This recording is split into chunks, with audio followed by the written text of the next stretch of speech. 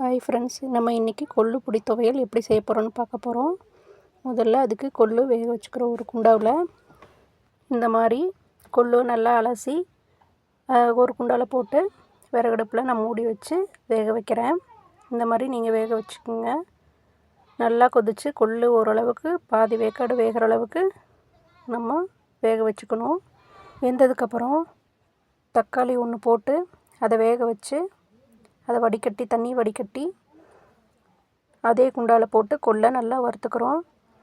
வறுக்கும் போதே நம்ம அரிஞ்சு வச்சுருக்கிற வெங்காயம், பச்சை மிளகா இது ரெண்டையும் போட்டு அது கூட கருவேப்பிலையும் போட்டு கொத்தமல்லி ஒரு ஸ்பூனு, அதுக்கப்புறம் சீரகம் ஒரு ஸ்பூனு போட்டுக்கிறோம். இதெல்லாம் போட்டு கொள்ளோட நல்லா வெங்காயம், பச்சை மிளகா, கருவேப்பிலை, சீரகம், வரமல்லி எல்லாமே நல்லா வறுபடுற அளவுக்கு ஓரளவுக்கு வேக விட்டு எடுத்துக்கிறோம். இந்த மாதிரி நல்லா வெந்ததுக்கப்புறம் கல்லுப்பு, கொள்ளுக்கு தேவையான அளவு கல்லுப்பு ஒரு ஸ்பூன் எடுத்துருக்கேன். அது போட்டு நல்லா கிளறி விட்டுக்கிறோம். நல்லா வெந்ததுக்கப்புறம் இந்த மாதிரி பதத்துக்கு வந்ததுக்கப்புறம் இறக்கி வச்சுக்கிறோம். நல்லா கிளறி விட்டு எடுத்து வச்சுக்கிறோம். அதுக்கப்புறம் கல்லில் போட்டு ஆட்டாங்கல்லில் போட்டு இந்த மாதிரி கொஞ்சம் சூடாக இருக்கும்போதே கொஞ்சம் கொஞ்சமாக எடுத்து போட்டு இப்போ நம்ம உரலில் குத்த போகிறோம். அந்த காலத்தில் இந்த மாதிரி தான் கொள்ளு குத்தி அதை சூடாக சாப்பாடோட பரிமாறி நல்லா பிணைஞ்சு சாப்பிடுவாங்க. நம்ம உடம்புக்கும் நல்லது. உடல் பருமன் அதிகமாக இருக்கிறவங்க இந்த மாதிரி செஞ்சு சாப்பிட்டா உடல் எடை நல்லா குறையும். அந்த காலத்து முறையை நம்ம கொஞ்சம் இந்த வீடியோவில் பார்த்து செஞ்சு பார்த்து சாப்பிட்டு சொல்லுங்கள். இந்த மாதிரி உரலில் வச்சு நல்லா குத்திக்கணும்.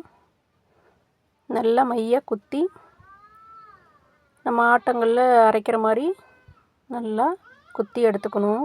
பச்சை மிளகா, வெங்காயம், கொள்ளு எல்லாம் இந்த அளவுக்கு மசிகிற அளவுக்கு நல்லா குத்திக்கணும். அப்பப்போ நல்லா கிளறி விட்டு ஒரு பருப்பாக இல்லாத அளவுக்கு நல்லா குத்தி எடுத்துக்கணும்.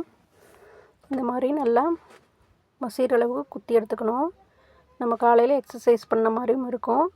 இந்த மாதிரி குத்துறதுனால உடம்பு ஆரோக்கியமாகவும் இருக்கும். இந்த அளவுக்கு நல்லா மசிகிற அளவுக்கு குத்தி எடுத்துக்கணும். இப்போ பாருங்கள், நல்லா மசிஞ்சிருச்சு. எப்படி இருக்குன்னு பாருங்கள். நல்லா கொஞ்சம் பொடி மாதிரி நல்லா கொஞ்சம் கெட்டி ஆயிடுச்சு பாருங்கள்.